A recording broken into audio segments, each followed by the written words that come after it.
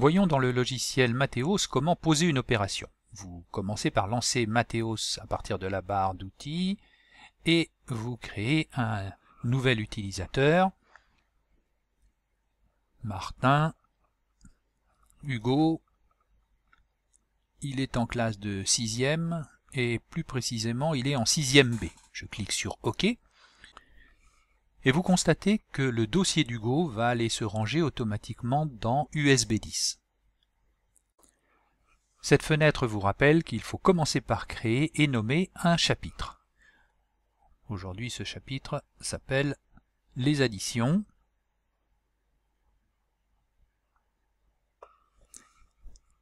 Et je peux écrire dans la partie gauche, dans l'un des trois onglets, la consigne par exemple. Additionne 1,89 et 19.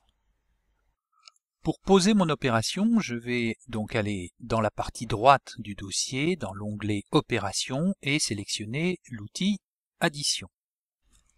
Arrêtons-nous quelques secondes pour constater que c'est en cliquant sur ces boutons plus et moins qu'on change le nombre d'opérandes.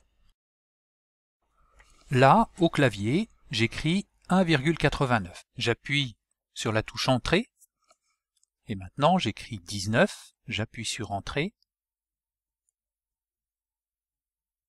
et je pose les chiffres qui me semblent être les résultats. Ici, les retenues. Je peux corriger si je constate des erreurs.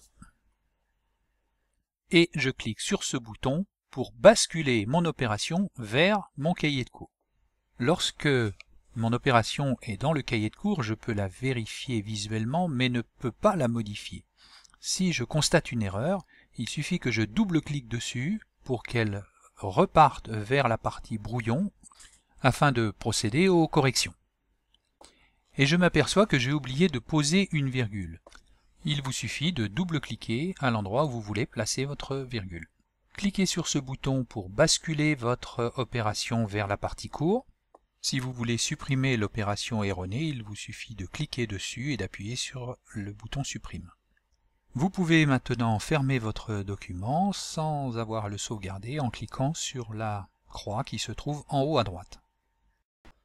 En effet, vous constatez que si vous ouvrez à nouveau Mathéos, vous retrouvez vos brouillons et votre cahier de cours dans l'état où vous l'avez laissé tout à l'heure. Pour votre information, sachez que le dossier d'Hugo a été enregistré automatiquement dans le cartable virtuel d'USB 10. Ainsi, en connectant son USB 10 sur un autre ordinateur Windows, il récupérera à la fois le logiciel mais aussi tous ses documents.